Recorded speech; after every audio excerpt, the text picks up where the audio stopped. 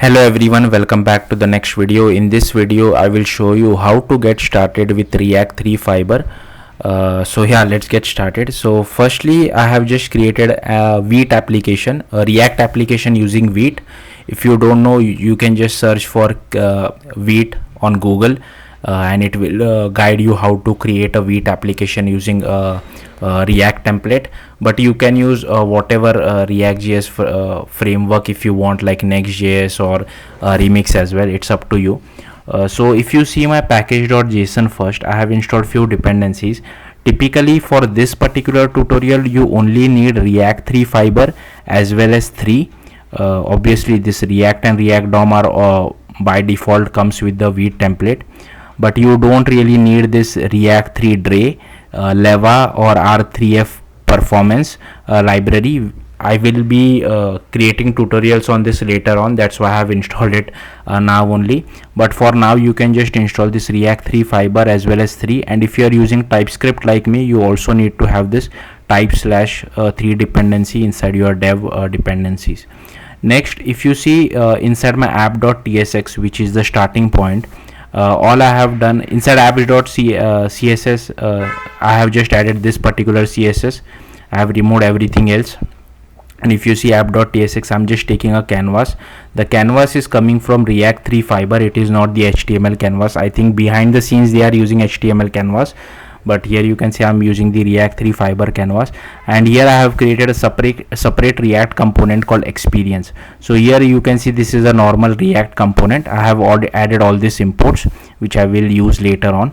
But for simple thing, like if you want to display a mesh with a box geometry and mesh basic material, as you can see, if I do something like this, I will get this particular output. Now I am not using orbit controls, that's why it is looking like a 2D mesh, but actually it is a 3D mesh. Later on in future videos I will show you how to add orbit controls as well, so that you can rotate or translate so that this feels like a 3D mesh itself.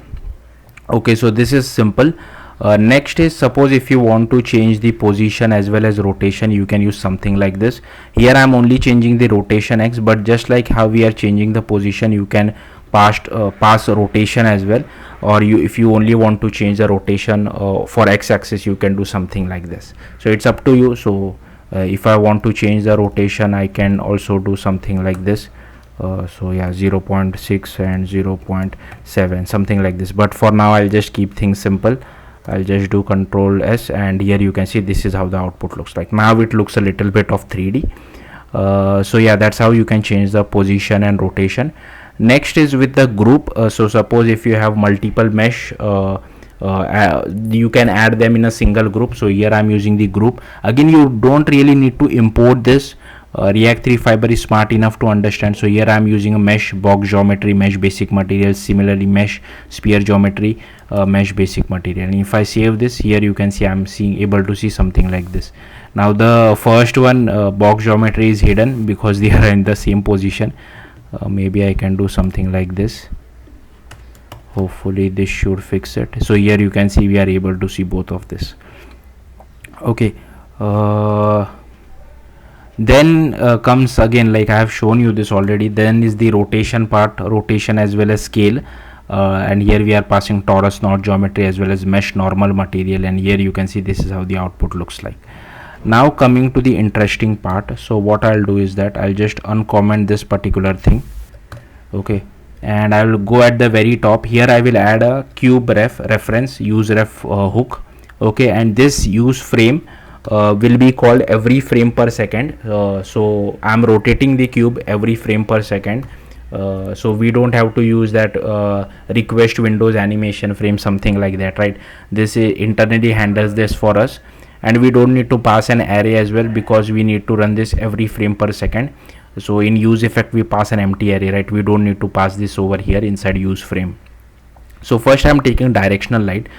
The reason why I'm taking directional light is because here for this particular geometry the material is mesh toon material, and the color which I'm passing is hot pink. Then here I have taken a cube ref as well, and this is the rotation Y, this is the position X, this is the scale, this is the box geometry, mesh basic material, and here is our position Y as well. this is our plane geometry, and this is our mesh basic material. Mesh basic material does not require light, but if you are using mesh toon material or mesh standard material, it requires some kind of a light. I'm using directional light in this case. Now here you can see that for this particular mesh I have added this particular ref, so this will like rotate our mesh continuously, because that's what we are doing inside our use frame hook. So yeah, so here you can see this is our plane geometry, this is our mesh basic material. So pretty simple. Now here you can see this is the output. So here our mesh is rotating, and this is like the mesh toon material.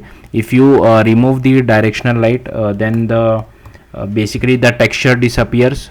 Okay, here you can see it is black. So yeah, that's it. Thank you for watching. Bye.